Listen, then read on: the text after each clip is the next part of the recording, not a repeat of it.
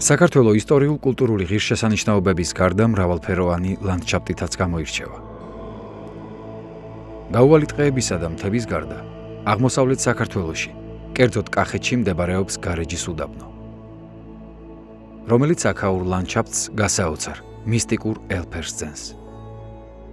მთები დაზოლილია მოწითალო, ოქროსფერი და მოცისფრო ტონებით.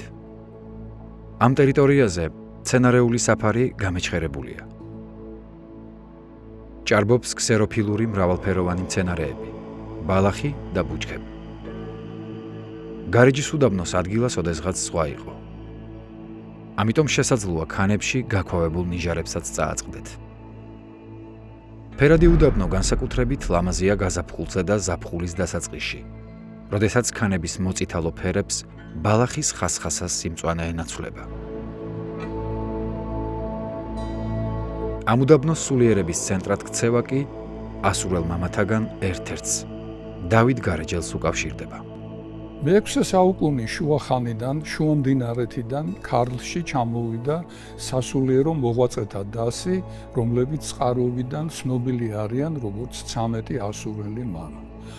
ისინი პირველ რიგში წავიდნენ ზედაზნის მთაზე, სადაც დაჰყვეს რამდენიმე თვე და ამ ხნის განმავლობაში მათ შეისწავლეს ქართული ენა, როგორც ჩანს ასევე ქართული ტრადიციები და შემდეგ ზედაზნიდან განაწილდნენ აღმოსავლეთ საქართველოს სხვადასხვა კუთხეებში.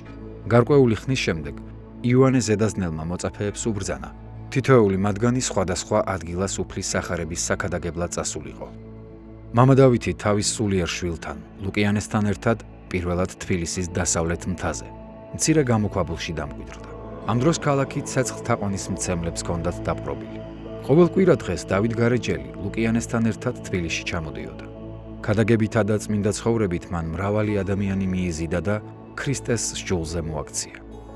ამის შემდეგ დავით გარეჯელმა მიატოვა თბილისი და სამუდამოდ ყარაიას ველზე მდებარე უდაბნოში დამკვიდრდა.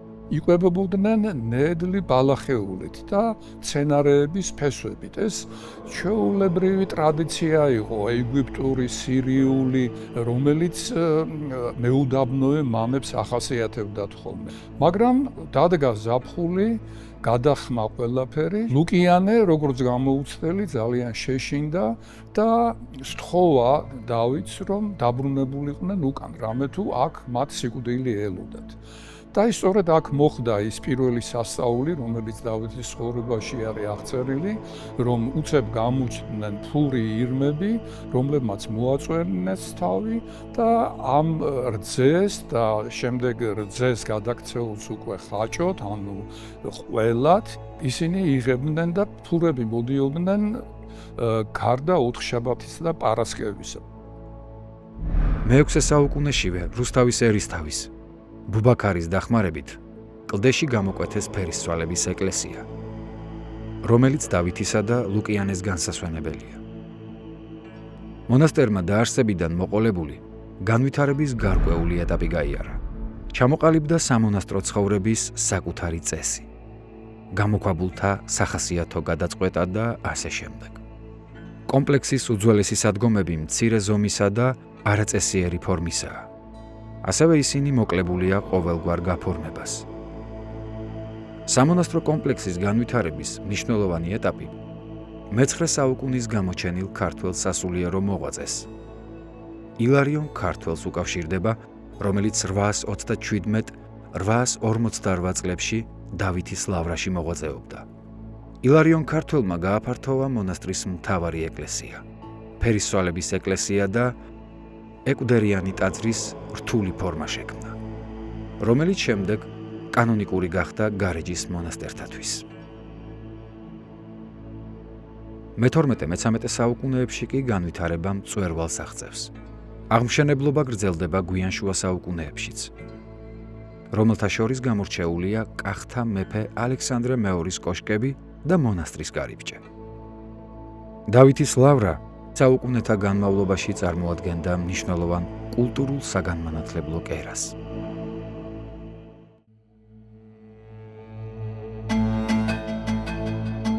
გარეჯის ლავრის შესასვლელიდან ჩანს მოპირდაპირე მთა. მწვერვალზე ჩანს ნაგებობა. ეს ნაგებობა და მთა არის დოდოს რქა, სადაც ცხოვრობდა და მოღვაწეობდა წმინდა მამა დოდო გარეჯელი. ნელ-ნელა გაიზარდა ძმობა დავით გარეჯელისა და დავითი მიხვდა, რომ საჭირო იყო გაფართოება, ამიტომ მას ყავდა ერთ-ერთი მოწაფე დოდოთ წოდებული და მას კურთხევა მისცა, რათა დაეარსებინა მეორე მონასტერი უკვე. და ის სწორედ დოდო გარეჯელი იყო ის მოღვაწე, რომელმაც ლავრის სიახლოვეში გადაღმა ქედზე დაარსა მეორე მონასტერი, დღეს დოდორქად წოდებული.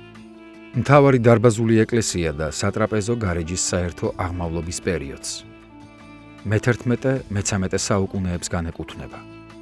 განსაკუთრებით საყურადღებოა კლდეში გამოკვეთილი წმინდა დოდოს მცირე ეკლესია, რომლისგანაც შემორჩენილია საკურთხევლის აფსიდის კონქი, კლდეში გამოკვეთილი უყელო გუმბათი, ჩრდილოეთი კედელი და დასავლეთი ნართექსის კედლის ნაწილი. კონქში შემონახულია მხატვრობის ერთ-ერთი ყველაზე ადრინდელი და მნიშვნელოვანი ნიმუში საქართველოში. მოხატულობის მთავარი ფიგურაა ტახტზე მჯდომი ქრისტე მაკურთხებელი მარჯვენით. მარცხენა ხელში უჭირავს გადაშლილი წიგნი, რომელზედაც ქართული წარწერის კვალია შემორჩენილი. მაცხოვრის ორსავე მხარეს თითო მედალიონია მოთავსებული. ქრისტეს ქვემოთ გამოსახულნი არიან მთავარანგელოზები მიქაელი და გაბრიელი. მე-12-მე-15 საუკუნეებში დოდოს რქა სამეფო მონასტერი იყო. მე-13-მე-18 საუკუნეებში გარეშე მტრების შემოსევისა და ბატონობის შედეგად დაქვეითდა და ბევრჯერ დაცარიელდა. საინტერესოა ის ფაქტი, რომ რამდენიმე წლის წინ ბერებმა მიწით დაფარული ერთი გამოქვაბული გამოასუფთავეს და ამ უნიკალურ მოხატულ ტაძარს მიაგნეს. ამ კედლის მოხატულობაზე იმუშავა ჩვენი ჯგუფის წევრმა, ხელოვნებაცოდნე მარნე ბულიამ. მან დეტალურად შეისწავლა ის და ძალიან საინტერესო დასკვნები გამოიტანა. კვლევის საფუძველზე ამტკიცებს, ასაფუთებს იმას, რომ ეს გამოსახულება წმინდა დიმიტრის ცხოვრების სცენებისა და მარტვილობისა განსხვავდება იმ ტრადიციული მარტვილობის სცენებისაგან, რომელიც მაგალითად სხვა აღმოსავლეთ ქრისტიანულ ქვეყნებში არის ნაპოვნი. ანუ რაღაც განსხვავებული რედაქცია არის. და ეს კიდევ ერთხელ მიანიშნებს იმაზე, რომ დავით გარეჯის იკონოგრაფიული სკოლა იყო თვითმყოფადი, დამოუკიდებელი, ინდივიდუალური და ისინი ბრმად არ ახდენდნენ რაღაცების კალკირებას.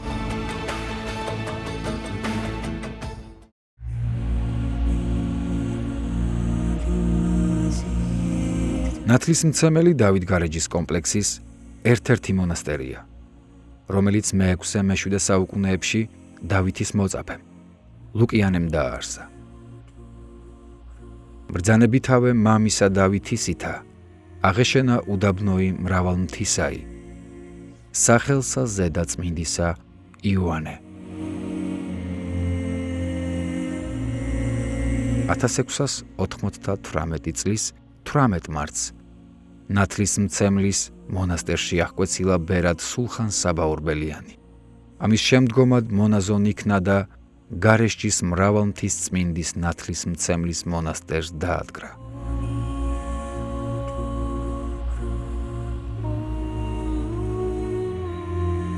განსაკუთრებულ ყურადღებას იქცევს მონასტრის მთავარ ეკლესიაში შემორჩენილი ქართველ სამეფო პირთა ფრესკები. აქ გამოსახულნი არიან ბაგრატ მესამე, დავით აღმაშენებელი, დემეტრე პირველი, გიორგი მესამე, თამარ მეფე, ლაშა გიორგი, დავით სოსლანი.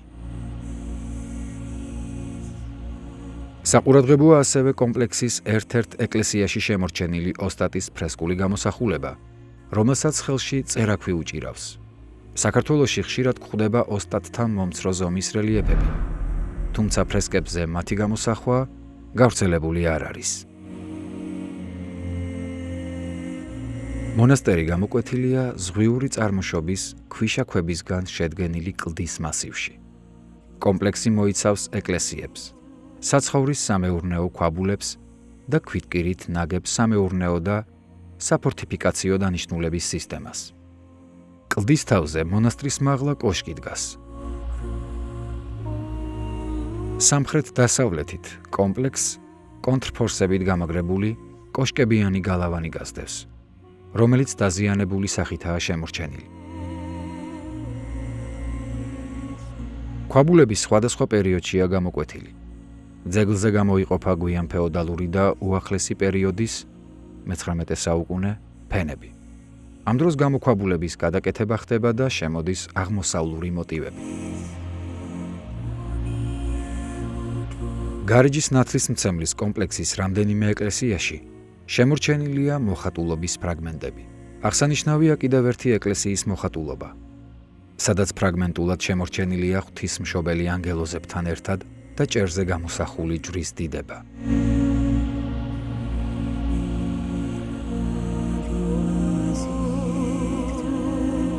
გარეჯის ნათლისმცემლის მონასტერში აღმოჩენილია სტელა, წმინდა ევსტათისა და ირმის რელიეფითა და ასომთავრული წარწერით. 1980-იან წლებში ნათლისმცემელში ჩატარდა არქეოლოგიური სამუშაოები, რომლის დროსაც გამოვლინდა სხვადასხვა პერიოდის მასალა: მოჭიქული, თიხის, ფაიანსისა და მინის ჭურჭელი, ქართული და იმპორტული კერამიკა, ლითონის ნივთები, სამკაული და სხვა.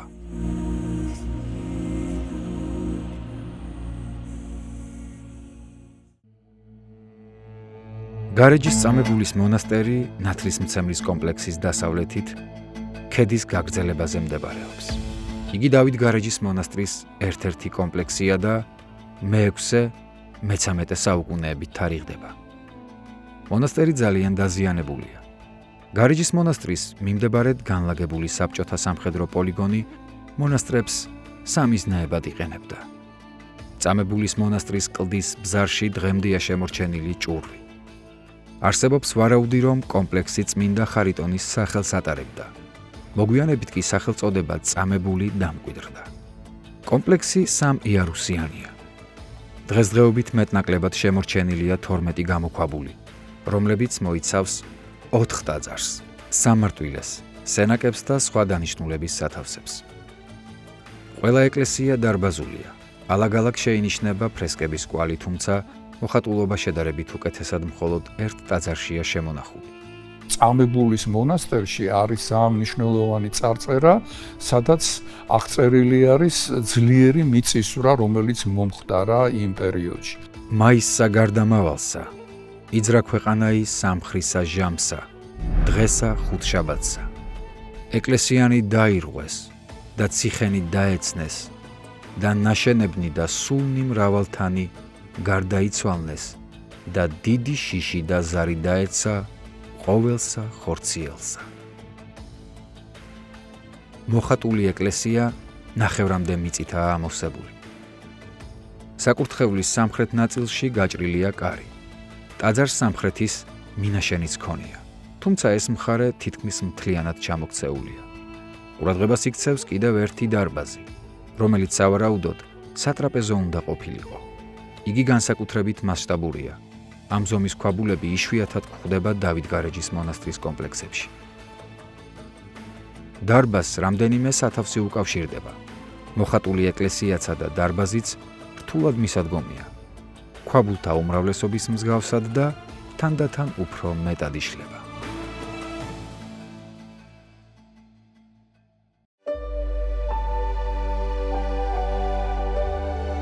მრავალწყაროს სამონასტრო კომპლექსი მრავალწყლის წყალსაცავის გვერდით მდებარეობს. კომპლექსი 1995 წლის ექსპედიციისას აღმოაჩინეს.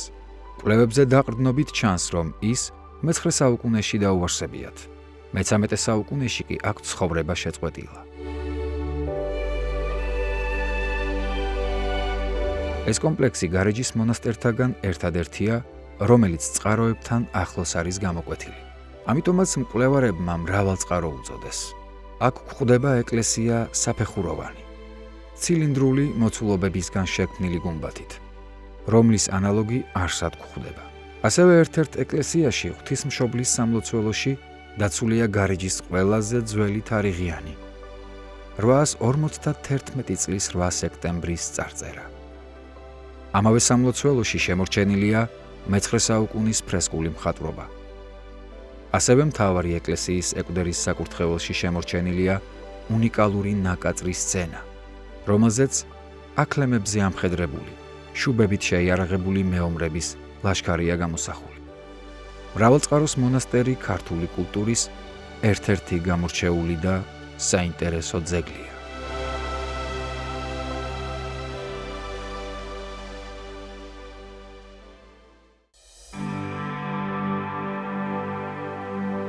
ჩვენი ექსპედიცია ივრის ხეობისკენ მიდის. ივრის ჭალები ამ უდაბნოში ერთადერთი ოაზისია. მის გარშემო კილომეტრების მანძილზე სხვადასხვა სამონასტრო კომპლექსებია. როგორც ჩანს, საუკუნეთა განმავლობაში გარეჩში სასულიერო ცხოვრება გაძლიერებულა და ბერებს ახალი კომპლექსების დაარსების საჭიროება გასჩენიათ. პირველად საბერეების ქედი მოვინახულეთ. ასე ეძახიან 7 კილომეტრიან ქედზე გადაჭიმულ რამდენიმე სამონასტრო კერას,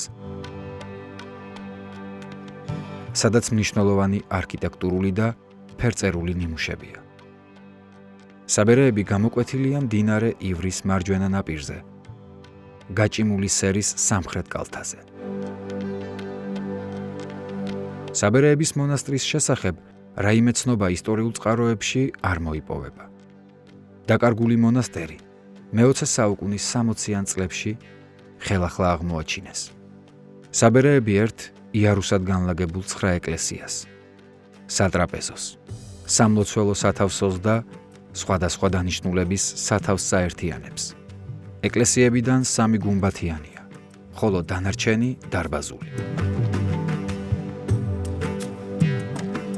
ტაძრების უმეტესობას სამხრეთიდან გამოკვეთილი ჰქონია მინაშენები თავისი საკურთხევლით.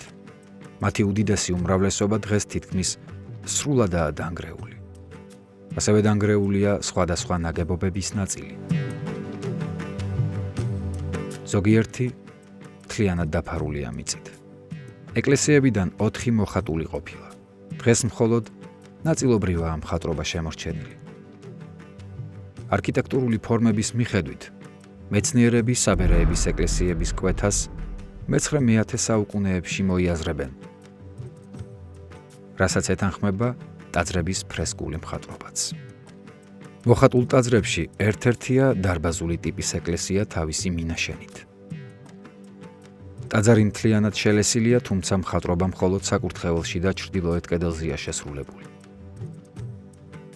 ფრესკა დღეისათვის ძალზე დაზიანებულია. ეს კომპოზიცია ყურადღებას იქცევს რამდენიმე დეტალით. ქრისტეს გამოსახვა გრძელი პერანგით, კოლუბიუმით და ავაზაკების ჯვარცმა ჯვარზე უკან გადაწეული ხელებით, რაც იკონოგრაფიის მხოლოდ ადრეული პერიოდისთვისაა დამახასიათებელი. ძალიან საინტერესოა, რომ ამავე კომპოზიციაში ავაზაკების სახელებსაც ამოვიკითხავთ: დოვიმაქსი და გესტოზი. როგორც ცნობილია, ქრისტესთან ერთად ჯვარცმული ავაზაკების სახელები მხოლოდ ნიკოდიმოსის სახარებაშია დაცული. ჯვარცმული ავაზაკების სახელები საბერეების მოხატულობის გარდა საქართველოში სხვაგან დაფიქსირებული არაა. დანარჩენი მოხატული ეკლესიები ყველა გუმბათოვანი ტაძარია. მათ შორისაა მკვლევართა მიერ მე-6, მე-7 და მე-8 ეკლესიებად დანომრილი ნაგებობები. მხატვრობა ყველაზე ცუდად შემორჩენილია მე-6 ეკლესიაში, რომლის საკურთხევლის სცენა ძნელად იკითხება, ხოლო ჩრდილოეთი კედლის სიუჟეტიდან მხოლოდ ფრაგმენტი შემორჩა. საკურთხეველში აქაც ტახტზე მჯდომი მაცხოვარია მოცემული. აქეთ-იქით მიქაელ და გაბრიელ მთავარანგელოზებით. მაცხოვრის ქვემოთ გამოსახული იყო ღვთისმშობელი მოციქულების თანხლებით. ეკლესიის ჩრდილოეთ კედელზე შესრულებული იყო ჯვარცმის სცენა. მე-5 და მე-6 ეკლესიების მსგავსი მოხატულობაა მე-8 ტაძარშიც, რომელშიც გუმბათიც გაფორმებულია. ისევე როგორც წინა ორში, აქაც საკურთხეველში გამოსახულია საყდარზე მჯდომი ქრისტე, 2 მთავარანგელოზით, ღვთისმშობლით, მოციქულებით, ხარისა და ლომის გამოსახულებებით და ფარშევანგით. საბერეების მერვე ეკლესია ამ მონასტრის მხატვრობის ბოლო ეტაპია და მე-10 საუკუნით თარიღდება. გაცილებით უკეთ შემოინახა მე-10 საუკუნით დათარიღებული მე-7 ეკლესიის მოხატულობა. მე-7 ეკლესია საბერეების დანარჩენი ტაძრებისგან იმითაც გამოირჩევა, რომ აქ შესრულებულ მხატვრობას თან ახლავს არა მხოლოდ ქართული წარწერები, არამედ ბერძნული და სომხური განმარტებითი წარწერებიც.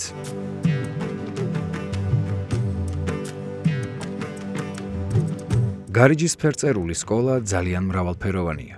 რასაც ქვია სწორედ ფერწერული სკოლა, ჩამოყალიბებას იწყებს მე-9 საუკუნეებიდან. ამ მხრივ ყველაზე გამორჩეული მაგალითები საბერეების გამოქვაბული კომპლექსის მოხატულობები გახლავთ, წმინდა დოდოს მონასტრის გამოქვაბული ეკლესიის მხატვრობა, მასთან ერთად წამებულისა და კიდევ რამდენიმე კომპლექსის ფრესკები. საბოლოოდ მე-11 საუკუნისთვის მართლა ყალიბდება ეს სკოლა, რომლის არსებობასაც თვალი გაედევნება მე-13 საუკუნის პირველ ნახევრამდე.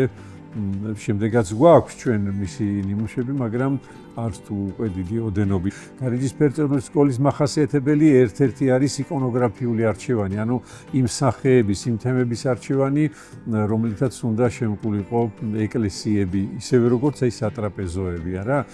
ეს არის რასაკვირველია კოლორიტი, ბუნებრივ გარემოს შეესაბამება ის მოყვითალო ფერი თუ მუქი, წითელი, თეთრი თუ სხვადასხვა ფერი, რომელიც იმ გარემოშივე არსებობს და ადგილობრივი წარმომავალი საღებავებითაც სრულდებოდა ყველაფერი. რასაკვირველია ფერწერულ სკოლას ჰქონდა თავისი გარკვეული ეტაპები.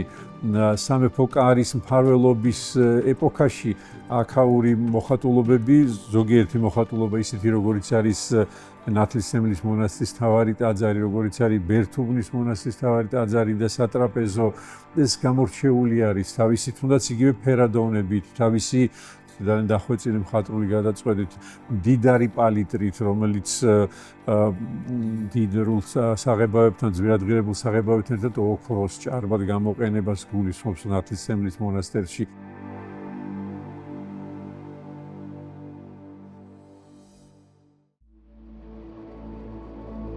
პირუკუღმარის მთაში ქვაბთა ორი ჯგუფია. მათგან ერთი ბაიდის ხევშია, ნასომხრად წოდებული ადგილის მახლობლად, ხოლო მეორე ქვემოთ, გაილად წოდებულ ადგილზე, სადაც უძველესი მეუდაბნოეობის დროის მცირე ქვაბების ფრაგმენტებია შემორჩენილი. მათ შორის ერთი მიუდგომელია.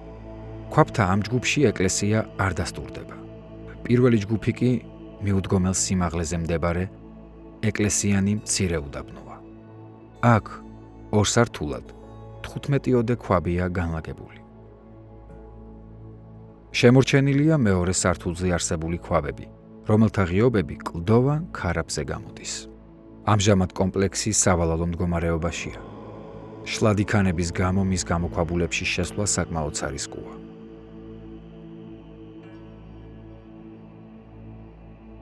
დიდქვაბებად წოდებული ეს კომპლექსები დავითგარეჯის სამონასტრო ჯგუფს მიეკუთვნება. კომპლექსი საკმაოდ ვრცელია და განლაგებულია 5-6 იარუსზე. თავდაპირველი ფასადი ჩამოშლილია. ქვაბულები დღესდღეობით რთულად მისადგომია. სპეციალური აღჭურვილობის გარეშე მხოლოდ რამდენიმე სამეურნეო და საცხოვრებელი დანიშნულების სათავსში შესვლაა შესაძლებელი. მიუდგომელ სიმაღლეზე შემორჩენილია ორი ეკლესია. ეკლესიები გარდამავალ პერიოდს უნდა მიეკუთვნებოდეს. ორივე მათგანი გუმბათიანი. გარიჯის დიდი ქვაბების სამონასტრო კომპლექსი მიუხედავად იმისა, რომ ძალიან დაზიანებულია და ქვაბულთა უმრავლესობა მიუვალია, მასშტაბურობით დიდ შთაბეჭდილებას ახდენს მნახველზე. კომპლექსის ტერიტორიაზე გვხვდება დიდი რაოდენობით კერამიკული ჭურჭლის ფრაგმენტები. სავარაუდოა, რომ დიდი ქვაბები გვიან შუა საუკუნეებში მოქმედი აღარ იყო, რადგან აქ არ გვხვდება არანაირი ქვითკირის დანამატი.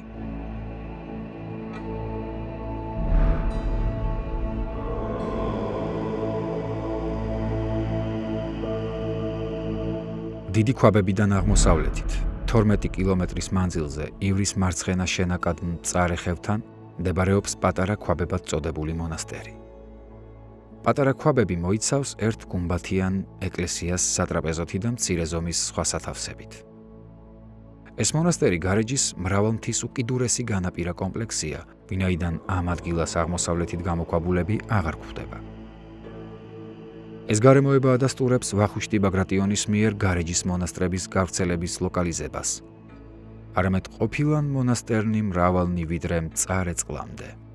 სითარხნის გუჯარში მოხსენიებული იორზე მონასტერნი ქვაბნი, სავარაუდოდ დიდი და პატარა ქვაბები უნდა იყოს. მით უმეტეს რომ ქვაბნი გუჯარში მრავლობითი რიცხვითაა მოტანილი.